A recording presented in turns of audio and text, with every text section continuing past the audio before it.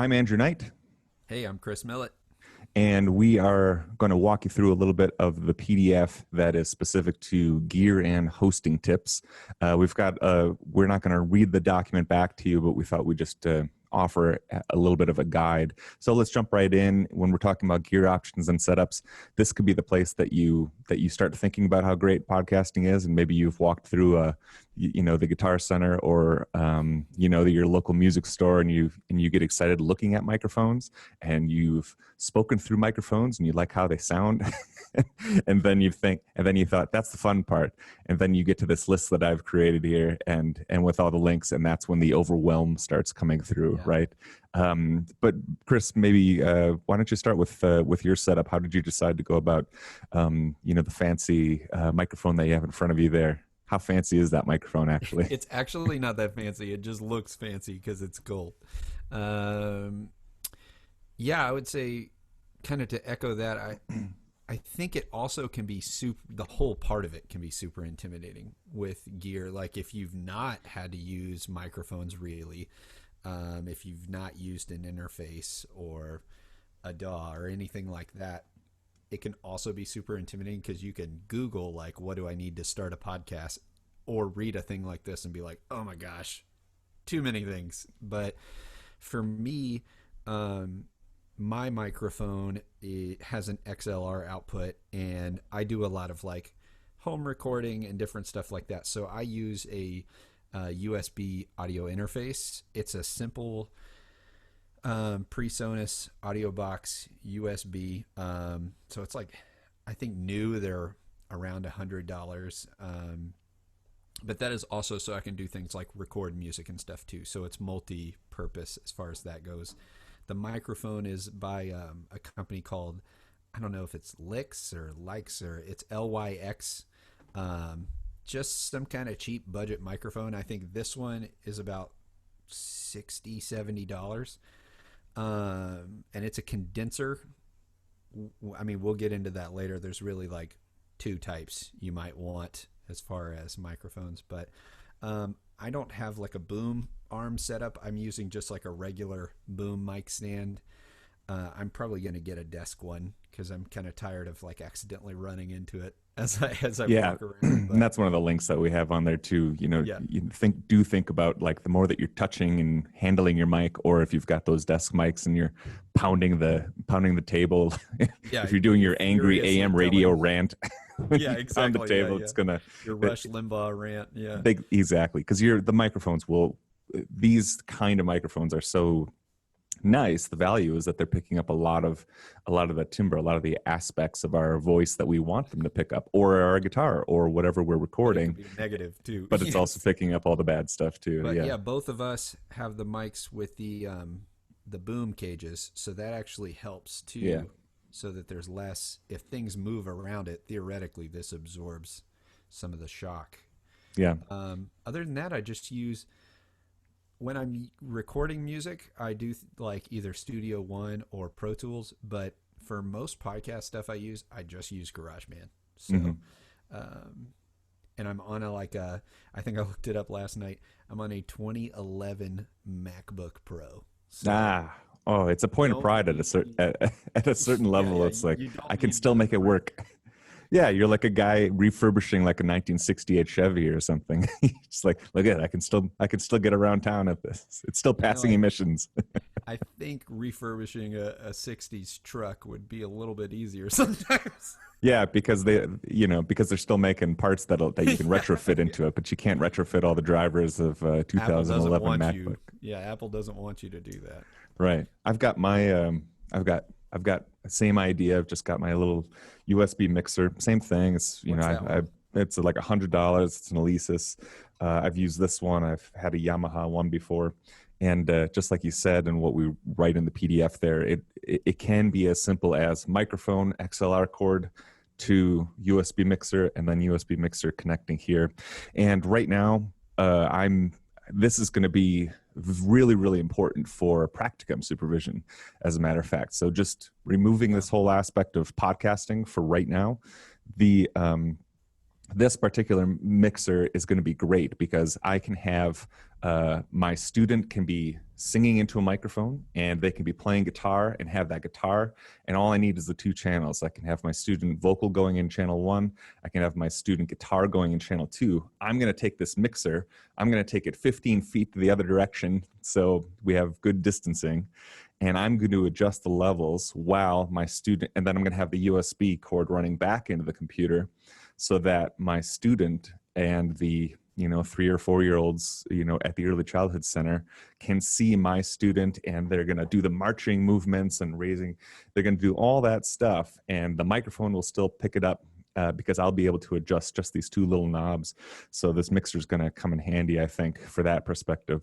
But that doesn't stop us from putting down these other different options. And I've done every single option that I've listed here on the PDF, where it's a USB microphone where it goes directly into the computer and there isn't an interface, or the interface options that are on here, handheld microphone.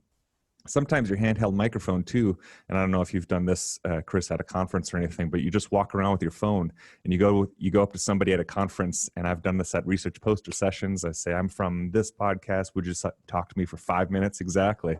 And you hit the voice memo, and you've got such great technology in our pockets. And then you've got these little audio things that you can bring into, like you said, GarageBand, edit them down, or you've got a walking podcast station right there in your pocket as well.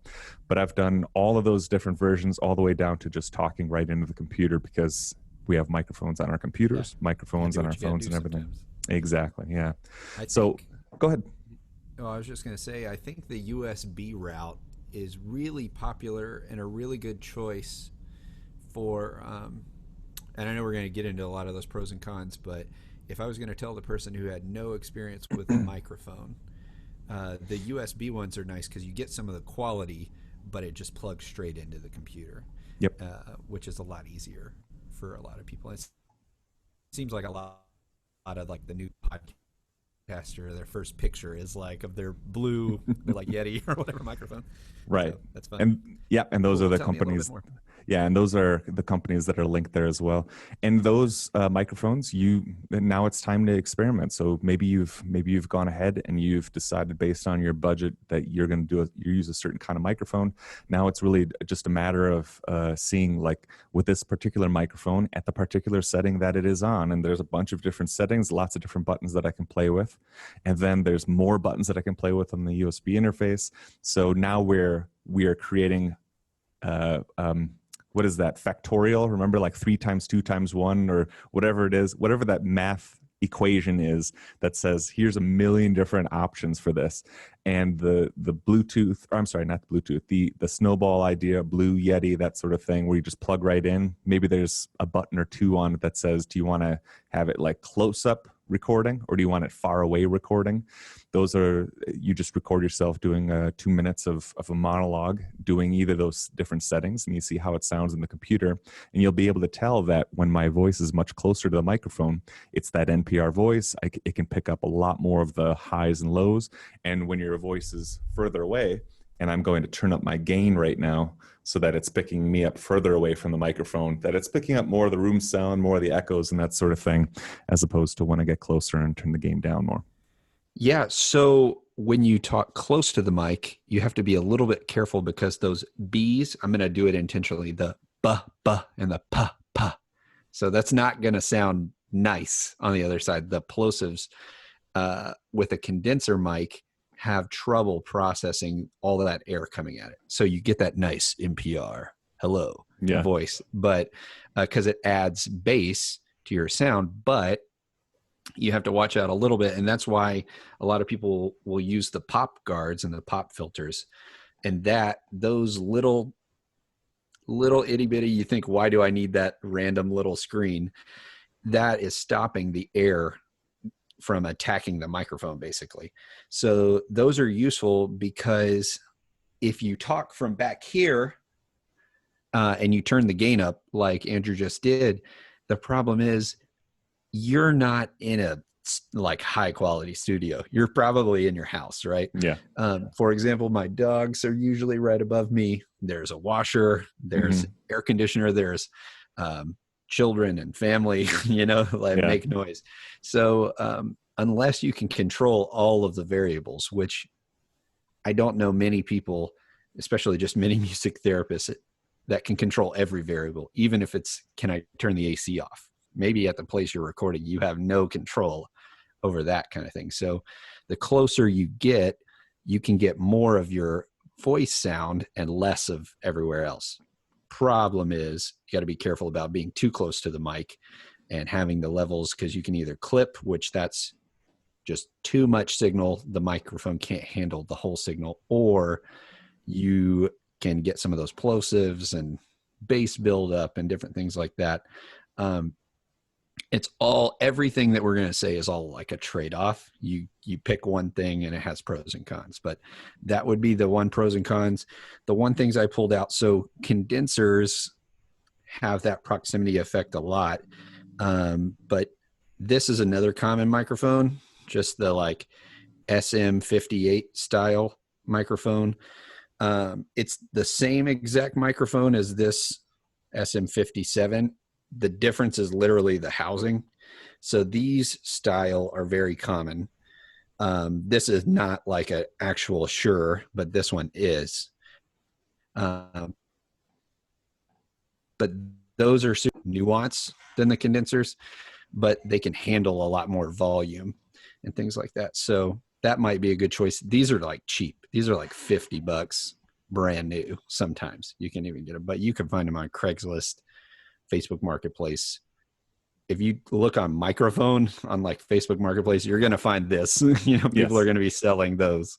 So I have this discussion with a singer in my band all the time too, because I'm the drummer, but I sing backups too, and I'm using an SM48, which, like you said, it's that $50 mic range, and he's got $1,000 microphone that he trades in and trades out, and one of them's on a shock mount, one of them's got like a wood grain panel and everything, and he's like, what does it sound? Does it sound, am I more nasal? I'm like, listen, we're singing to people who've had a couple of beers in a in a bar. You got to think about the context. Or at a festival. Like, I just want this thing that I know that, at the end of the night when we're breaking down and it falls off the stand and it breaks, I'm not going to be heartbroken because the mesh is a little dented or whatever, and it's still going to get the job done. Especially if you can learn how to take what's going into the microphone and then re-edit it. Because again, talking about like doing your interviews on a phone, when you learn to put them into GarageBand, you can do a lot of tweaking afterwards. Out of necessity, that can really help. These are all different little mini lessons that are either in the PDF or things that you can sign up for through the Technook website as well. And then, Chris, just those microphones that you just mentioned, those are the ones that are kind of in that table. So you can look at the links that are to the wholesalers, so the actual people who created it. So we're not trying to say only go to Amazon or only go to your guy at sweetwater.com, which is a big music online superstore kind of thing, or anything like that. I just wanted to make sure that you were going right to the place, and even then you might still be overwhelmed because there's a whole bunch of tech specs and that sort of add-ons thing that you don't necessarily need. But you've got the basics from us now. You know that we're not, it could be great microphones, it might not be as great microphones. I think one of the biggest things outside of budget for you to think about is portability. That's usually what dictates how people do this. And if you get to sit in the same spot, we're all kind of in the same spot now, but if you're going to be doing a bunch of Zoom interviews one day later, yes, and you're not going anywhere, then go ahead and get these boom microphones coming right at your face, and then it's not moving. They're not going to go into the car and follow you around where you have to find power for a USB mixer or anything like that. If you're going to be static, then this is the way to go, or one of those USB microphones. But if you're on the go, then then you can trade up to something like that a little bit later down the road too. Yeah, whatever your purpose is. And I think, like we said, you can shop around wherever you can. But the point is, that whole list is like, here is what Shure says about their microphone. There are copycats of the Shure microphones. There are copycats of all the famous microphones. and you can find them on Amazon. You can find them, you know, if you really want to go down the rabbit hole of a certain type of microphone, the best thing would probably be, yeah, like contact your Sweetwater rep. Like, and if you don't have one, literally, if you give them their information, they will call you. So don't worry.